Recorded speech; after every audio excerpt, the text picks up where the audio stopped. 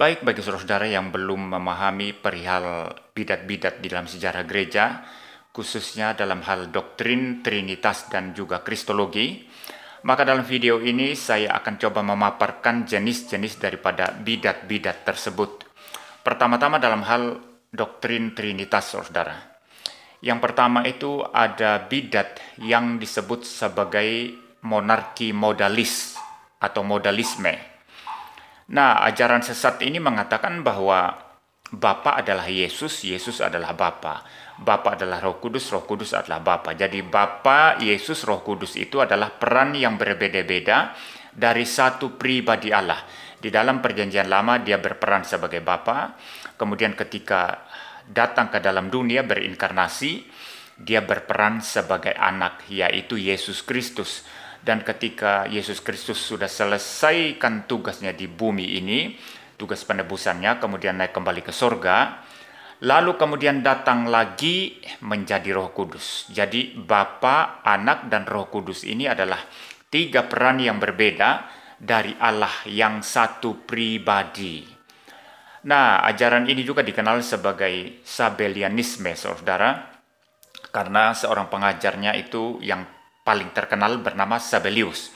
Tetapi sebelum Sabellius, saudara, ajaran ini sudah diajarkan oleh seseorang yang namanya Praxeas, dan Tertullianus, Bapa Gereja waktu itu yang pertama kali menggunakan istilah Tritunggal, itu mati-matian melawan ajaran sesat daripada Praxeas ini.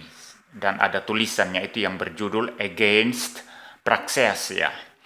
Nah, saudara, itu ajaran modalisme, ya, monarki modalisme atau Sabellianisme, yang kemudian pada abad yang lalu muncul kembali, diajarkan oleh orang-orang Pentakosta tertentu.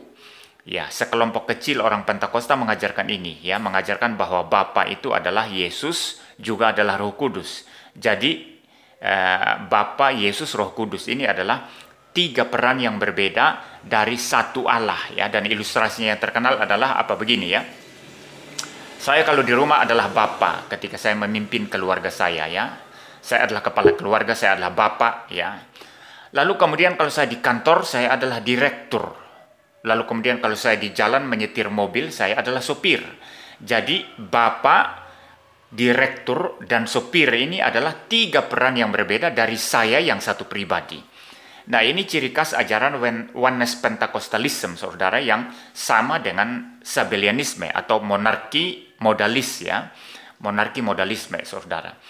Dan ajaran ini adalah ajaran sesat dan sudah dikutuk dalam sejarah gereja sebagai bidat, ya. Itu yang pertama. Lalu yang kedua ada sejenis ajaran yang disebut sebagai monarki dynamic, ya, monarki dinamis. Nah, pada prinsipnya sebetulnya presuposisinya sama. Kalau Sabellianisme tadi atau monarki modalisme tadi itu menekankan kesatuan Allah, ya, dan menolak trinitas, kesatuan dalam pengertian betul-betul satu pribadi. Maka sebetulnya monarki dinamik atau dynamic ini juga sama sebetulnya, menekankan kesatuan Allah yang satu pribadi. Maka mereka menolak Yesus itu sebagai Allah, ya. Mereka percaya hanya ada satu Allah, dan Yesus itu hanyalah manusia yang diangkat jadi Allah. Ya, Yesus adalah manusia yang diangkat jadi Allah atau diangkat jadi Tuhan, begitu, ya. Dan pengangkatan Yesus untuk menjadi Allah atau menjadi Tuhan itu ya pada saat pembaptisannya di Sungai Yordan oleh Yohanes Pembaptis. Ada juga yang mengatakan pada saat kebangkitannya lalu kemudian kenaikannya ke surga, disitulah Yesus diangkat menjadi Tuhan, begitu. Nah, ajaran ini disebut sebagai monarki dinamik, saudara.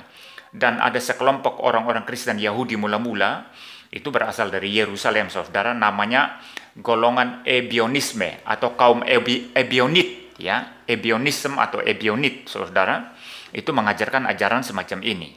Dan ini ajaran sesat. Dan kemudian kita kenal sebagai ajaran Unitarian. Ya, ajaran Unitarian, ya. Kalau saudara mendengarkan sekarang orang-orang yang berkata Yesus itu bukan Allah, Yesus itu bukan Tuhan, tapi diangkat jadi Allah atau diangkat jadi Tuhan, itulah ajaran Unitarian, ya. Unitarian, ada banyak berseliweran di YouTube, saudara, ajaran Unitarian yang mengatakan Allah satu-satunya itu hanya Bapa. Yesus itu diangkat ya, jadi Tuhan ataupun diangkat jadi Allah begitu ya. Ini ajaran Unitarian. Ini namanya monarki dinamik, ajaran sesat ya. Dan teologi liberal juga saudara mengajarkan hal seperti ini. Jadi dianggap Yesus itu hanya manusia yang agung sekali yang kemudian diangkat menjadi Allah. Dan akhir-akhir ini ajaran Erastus Sabdono sangat mirip-mirip dengan ini. Ketika dia mengatakan Yesus itu bukan logos ya, karena logos itu adalah metonim dari Bapa, julukan dari Bapa. Nah, karena Yesus bukan logos, maka Yesus adalah manusia yang sempurna, yang taat sempurna kepada Bapa dan dituntun oleh Bapa, sehingga Yesus sukses menjadi juru selamat. Disitulah Yesus diangkat menjadi Tuhan ya. Nah, ini ajaran-ajaran yang mirip ya, monarki dinamik ya, kemudian juga Unitarian ya, monarki dinamik itu tadi Unitarian ya. Kemudian teologi liberal dan ajaran Erastus ini ya, itu ada kemiripan-kemiripan. Nah, ini ajaran sesat dan sudah diputuskan sebagai bidat itu dalam sejarah gereja. Lalu juga ada ajaran subordinasi ya. Itu diajarkan oleh Arius yang menganggap bahwa Yesus tak mungkin Allah. Nah, presupposisinya sama dengan Sabellian tadi yang menganggap Allah hanya satu pribadi saja, sehingga dianggap Bapa, Yesus, dan Roh Kudus itu tiga peran berbeda dari Allah yang satu. Demikian juga dengan monarki dinamis tadi mengatakan hanya ada satu Allah, satu pribadi Allah. Dan oleh karenanya Yesus bukan Allah. Dia hanyalah manusia sempurna yang diangkat jadi Allah atau diangkat jadi Tuhan ya. Nah, presupposisi daripada Arius sama. Ya, walaupun nanti itu bergerak ke arah yang berbeda ya. Allah itu esa, satu pribadi saja. Kalau Allah satu pribadi saja, maka tidak mungkin Yesus juga adalah Allah yang sama atau setara dengan Bapa. Maka oleh karenanya menurut Arius, Yesus ini ya diciptakan sebelum Allah Bapa itu menciptakan segala sesuatu. Logos ini diciptakan sebelum segala sesuatu itu diciptakan. Maka Yesus adalah ciptaan mula-mula yang mempunyai substansi ilahi tapi lebih rendah dari Allah Bapa. Jadi Bapa itu adalah Allah yang mayor, utama, sedangkan Yesus adalah Allah yang dicipta. Nah, di sini juga saudara ingat ya, ada kemiripan dan pengajaran Erastus Sabdono yang mengatakan Bapa adalah Allah mayor, major God, dan Yesus itu adalah Allah minor God ya. Ya, dalam diri Erastus memang ini bertumpuk-tumpuk ajaran bidat ya, yang dianggap penemuan baru dia, padahal sudah dulu itu diajarkan, itu ajaran bidat yang Erastus ajarkan ini saudara. Nah, itu ajaran Arius saudara, sehingga Yesus Allah yang lebih rendah substansinya.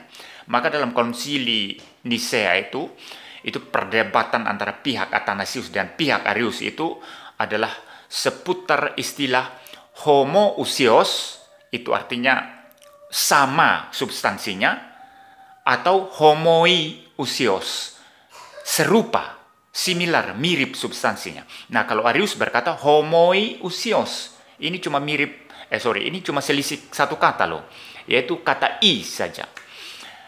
Golongan Arius mengatakan homoiousios, substansi Bapa dengan Yesus itu, dengan anak itu mirip tapi tidak sama, karena Yesus diciptakan substansinya.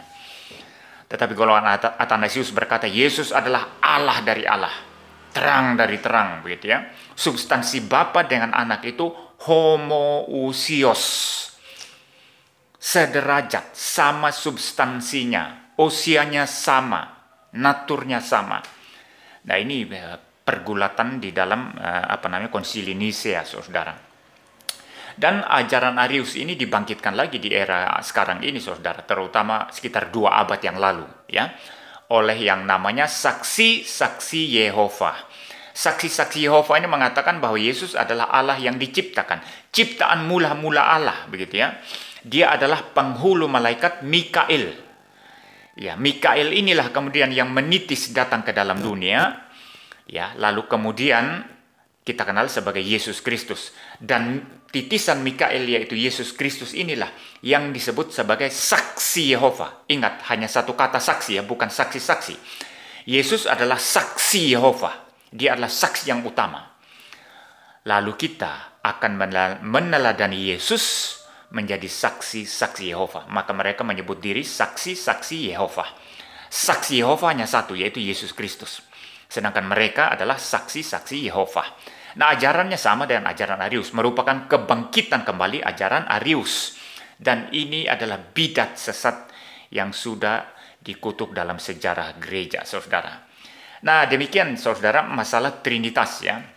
Jadi kalau saudara menemukan ajaran-ajaran yang mirip atau sama atau serupa dengan apa yang saya sudah sampaikan ini tadi di internet ya, di YouTube, di Facebook, langsung cap itu sebagai bidat karena dulunya sudah ada. Erastus Abdono mengatakan ini penemuan baru, ini adalah sesuatu yang baru, omong kosong itu saudara. Dari dulu sudah ada ajaran-ajaran semacam itu.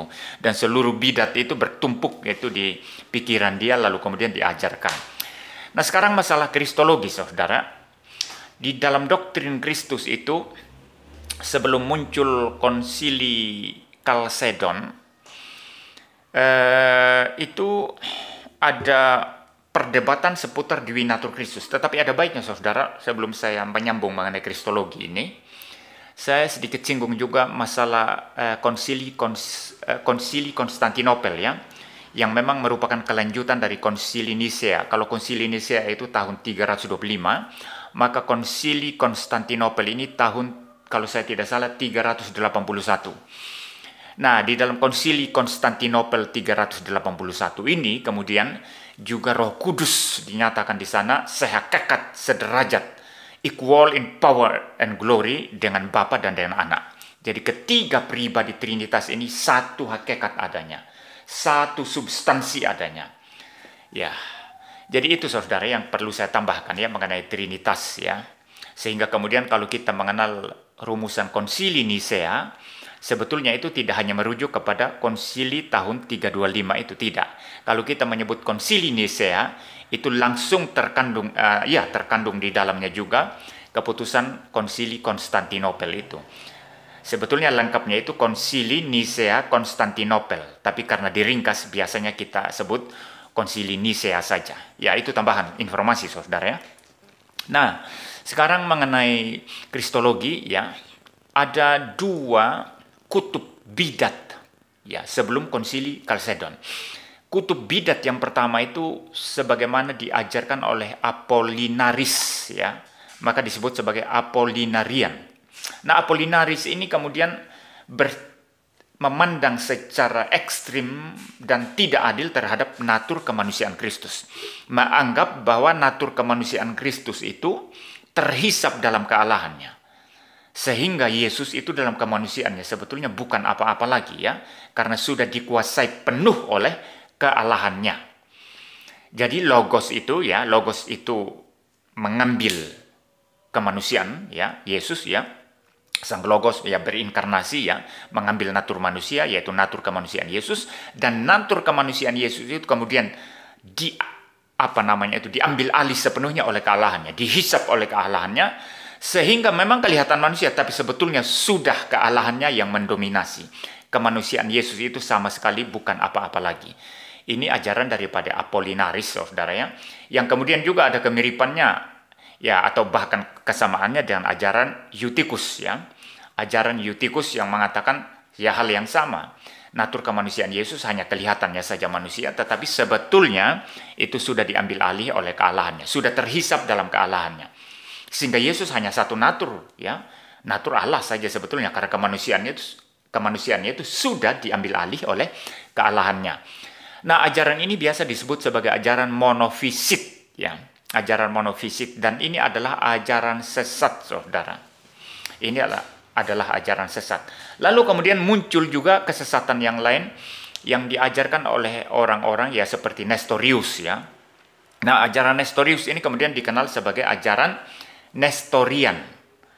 Nah, apa yang diajarkan oleh Nestorius, saudara? Nestorius mengatakan bahwa di dalam diri manusia Yesus itu ada dua pribadi yang sama-sama tinggal. Pertama, pribadi logos yang berhuni dalam diri manusia Yesus. Kedua, pribadi kemanusiaan Yesus. Jadi ada dua pribadi yang berjalan bersama-sama. Ya, ada dua pribadi yang berjalan bersama-sama, saling berkasih-kasihan, saling berelasi, saling satu tujuan, ya. Jadi dua pribadi ini dalam diri Yesus itu tinggal sama-sama untuk menjalankan satu tujuan, yaitu tujuan penebusan, ya, begitu ya. Jadi ada pribadi Logos yang berhuni dalam diri manusia Yesus yang juga mempunyai pribadi manusia. Maka karena pengajarannya seperti itu, saudara, maka ajaran ini disebut sebagai duofisit, ya. Duofisit, ya. Ada pribadi Allah, pribadi Logos, ya, Allah, ya. Lalu ada pribadi kemanusiaan Yesus, duofisit. Ya, kalau tadi yang pertama monofisit, kalau ajaran Nestorius ini disebut sebagai duofisit. Nah, dalam polemik dengan ajaran Erastus Abdono, saya lebih melihat ajarannya tentang Yesus manusia sempurna yang dihuni oleh Yahweh itu lebih mirip dengan ini ajaran Nestorian, ya, ketimbang ajaran Apollinarian atau Eutychus, ya, saudara, yang monofisit. Kenapa saya katakan lebih mirip Nestorian? Karena bagi Erastus, ya, Yesus itu dalam kemanusiaannya dia sadar dan dia aktif, taat. Karena nanti ini akan dicocokkan dengan teorinya yang bernama corpus delicti. Dibutuhkan manusia taat sempurna yang lulus untuk menjadi pembanding bagi setan, untuk mempersalahkan setan, agar Tuhan bisa mempersalahkan setan, agar Allah bisa mempersalahkan setan, gitu ya, saudara, ya. Nah, maka menurut saya lebih mirip ajaran Nestorian, ya. Tapi apapun itu, ya, di dalam diri pemikiran Erastus Abdono ini memang bertumpuk-tumpuk banyak bidat, saudara. Termasuk juga bidat Unitarian, ya, saudara, ya. Bidat Unitarian, ya, Yesus diangkat jadi Tuhan. Ya, baik. Jadi itu ajaran Nestorius, saudara, yang mengatakan ada dua pribadi dalam diri Yesus, pribadi Logos dan pribadi manusia, ya, Yesus. Dan sudah dicap sebagai bidat dalam sejarah gereja dan sudah diusir, ya, lalu kemudian melarikan diri ke tanah Arab, ya, juga ke Timur Tengah dan mengembangkan ajaran mereka di sana, dan kelihatannya memang ajaran Nestorius ini yang mempengaruhi dunia Islam, sehingga dunia Islam menganggap Yesus hanyalah nabi saja, hanyalah manusia saja, ya, yang dipanggil menjadi nabi, begitu. Ya, itu ajaran sesat dalam hal kristologi, ya. Dan karena ada dua ekstrim ajaran sesat ini, pertama monofisit dan kedua duofisit, maka kemudian ada konsili gereja itu di Kalsedon, ya. Konsili Kalsedon ini, saudara, kemudian memutuskan bahwa Yesus itu hanya satu pribadi, yaitu pribadi Logos. Nah, pribadi Logos ini yang mempunyai substansi ilahi sepenuhnya, kemudian datang ke dalam dunia berinkarnasi menjadi manusia, dalam arti mengambil natur manusia, mengenakan natur manusia atau mengambil natur manusia bagi dirinya sendiri, sehingga pribadi Logos Allah ini, pribadi Sang Anak ini, saudara, pribadi kedua Allah Tritunggal, sekarang mempunyai dua natur yang berbeda. Pertama, Allah 100% karena memang dia adalah Allah, ya. Kedua, setelah berinkarnasi mengambil natur manusia, dia mempunyai natur manusia sepenuhnya. Ya, tubuh dan jiwa manusia sepenuhnya. Bukan sekedar Logos mengambil daging saja, seonggok daging, tidak. Kemanusiaan Yesus betul-betul sempurna, sehingga kemanusiaan Yesus itu adalah tubuh dan jiwa. Nah, ada orang-orang yang percaya tentang doktrin inkarnasi, tetapi kemudian menolak bahwa Yesus itu mempunyai jiwa manusia. Ini ajaran sesat, saudara. Waktu Yesus berkata, "Bapa, ke dalam tanganmu kuserahkan nyawaku," itu nyawa kemanusiaan Yesus, saudara. Karena kalau Yesus sebagai Logos ilahi yang bersifat rohani atau roh, itu bagaimana bisa menyerahkan diri kepada Bapa? Karena Yesus dalam kealahannya tidak terbatas, sama dengan Bapa, ya. Jadi yang diserahkan Yesus pada saat mati di atas kayu salib itu adalah jiwa kemanusiaannya. Maka Yesus manusia 100%. Mempunyai juga dorongan-dorongan sebagai manusia secara alamiah, tetapi Yesus tidak berdosa. Sama sekali tidak berdosa, saudara. Nah, Yesus sebagai manusia 100% yang punya tubuh dan jiwa itu, saudara, tetapi tidak mempunyai pribadi manusia sendiri. Nah, kalau kita katakan mempunyai pribadi manusia sendiri, maka kita jatuh dalam kesesatan Nestorius tadi, ya, yaitu ajaran duofisit. Tidak. kemanusiaan Yesus walaupun sempurna tubuh dan jiwa, tetapi tidak membentuk pribadi manusia sendiri. Tetapi kemanusiaan Yesus, ya, tubuh dan jiwanya, dan notabene jiwanya tentu mempunyai pikiran, jiwanya mempunyai afeksi, emotion, kehendak, ya. Jiwanya mempunyai aspek sosial, jiwanya mempunyai hati nurani, jiwanya mempunyai aspek spiritual, sama seperti kita manusia pada umumnya. Maka tubuh dan jiwa Yesus dalam kemanusiaannya itu, saudara, otomatis mengambil bagian dalam pribadi Logos.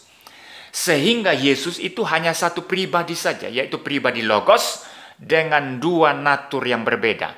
Maka ketika pribadi Logos itu sudah mengambil natur manusia, maka memang pribadi Logos itu sekarang menjadi lebih kompleks, ya. Bukan lebih kompleks dalam pengertian pribadi Logos itu berubah, tidak, karena Allah tidak berubah. Logos adalah Allah, ya, Sang Anak adalah Allah, dan Allah tidak berubah, ya. Tetapi saya katakan lebih kompleks karena apa? Tadinya tidak mempunyai natur manusia, tetapi setelah berinkarnasi sekarang mempunyai tubuh dan jiwa manusia, yang juga kemanusiaannya itu mengambil bagian dalam pribadi Logos itu tadi. Nah, maka dalam Konsili Chalcedon itu dirumuskan, saudara, dan itu ajaran yang betul-betul alkitabiah, saudara. Yesus itu adalah satu pribadi Logos yang mempunyai dua natur yang berbeda. Ilahi sepenuhnya, manusia sepenuhnya. Kedua natur yang bersatu dalam pribadi Logos ini itu tidak bercampur, tidak berubah. Rumusan ini untuk melawan ajaran Apollinarian dan Eutychus. Lalu kemudian dikatakan juga tidak terpisah, tidak terbagi. Rumusan ini untuk melawan ajaran Duovisit dari Nestorius atau ajaran Nestorian, saudara. Dan setelah Konsili Chalcedon ini, saudara, maka sudah tuntas pergumulan Kristologi. Maka siapapun sekarang ini yang membangkitkan kembali ajaran-ajaran bidat itu semacam Apollinarian, ya, atau Eutychus, ya, monofisit ataupun Nestorian, Duovisit, itu pastilah ajaran sesat. Dan kalau Anda mendengarkan ajaran-ajaran dari pendeta Erastus Sabdono, saudara tahu bahwa bertumpuk-tumpuk bidat dalam sejarah yang sudah dikutuk sebagai bidat itu, sebagai ajaran sesat itu, kemudian diajarkan kembali oleh Erastus Sabdono dan orang-orang lain, saudara, ya. Nah, mari kita melawan semua itu, saudara. Jangan percaya begitu saja ajaran yang berseliweran di medsos, ya. Jangan, saudara. Uji semua, dan biarlah video saya ini yang singkat saja ini, saudara, boleh menjadikan saudara itu mengenal bidat-bidat itu, saudara, sehingga saudara tidak gampang tertipu. Dalam hal Trinitas, kita percaya Allah itu hanya satu substansi, satu hakikat, satu natur, ya, yang dimiliki bersama oleh Bapa, Anak, dan Roh Kudus. Nah, Bapa, Anak, dan Roh Kudus ini adalah tiga hipostasis atau tiga pribadi yang berbeda. Bersatu dalam satu hakikat, satu esensi, tetapi bisa dibedakan dengan jelas. Bapa bukan anak, anak bukan Bapa. Bapa bukan Roh Kudus bukan Bapa. Dan di dalam diri Trinitas ini dimungkinkan adanya relasi kasih yang kekal. Itu sebabnya Alkitab berkata Allah itu adalah kasih, karena memang di dalam diri Trinitas ini, saudara, Bapa, Anak, Roh Kudus itu sudah saling mengasihi. Jadi tidak bisa dipisah, tidak bisa dicerai-berai. Bukan ada tiga Allah yang sama-sama maha kuasanya. Salah itu. Kalau ada tiga Allah dianggap sama-sama kuasanya, sama-sama maha kuasanya, maka tiga Allah ini adalah tiga Allah yang terbatas. Kenapa? Karena Bapa dibatasi oleh Anak, ya. Anak dibatasi oleh Roh Kudus. Kenapa saling membatasi? Karena terpisah, saudara. Tetapi Allah Tritunggal ini hanya satu hakikat saja. Di dalam satu hakikat itu ada tiga pribadi yang berbeda. Nah, ini ajaran yang biblikal, yang konservatif, yang sudah ditegakkan dalam sejarah gereja, yang mau diobok-obok oleh pengajar-pengajar bidat ini. Lalu kemudian juga, saudara, dalam hal Kristologi, saya ringkaskan, saya buat kesimpulan, adalah bahwa Yesus itu hanya satu pribadi, yaitu pribadi kedua Allah Tritunggal, pribadi Logos, yang 2000 lebih tahun yang lalu sudah datang ke dalam dunia, berinkarnasi, mengambil natur manusia, tubuh dan jiwa manusia. Tetapi kemanusiaan Yesus tidak mempunyai pribadi sendiri. otomatis mengambil bagian pribadi dalam pribadi logos. Sehingga pribadi logos itu setelah berinkarnasi mempunyai dua natur yang berbeda. Allah 100%, manusia 100%. Kedua natur yang berbeda ini atau sifat yang berbeda ini tidak bercampur, tidak berubah, tidak terbagi, tidak terpisah. Semoga penjelasan saya dalam video ini boleh memberkati, mencerahkan, dan memperlengkapi saudara untuk melawan ajaran sesat. Tuhan memberkati kita sekalian.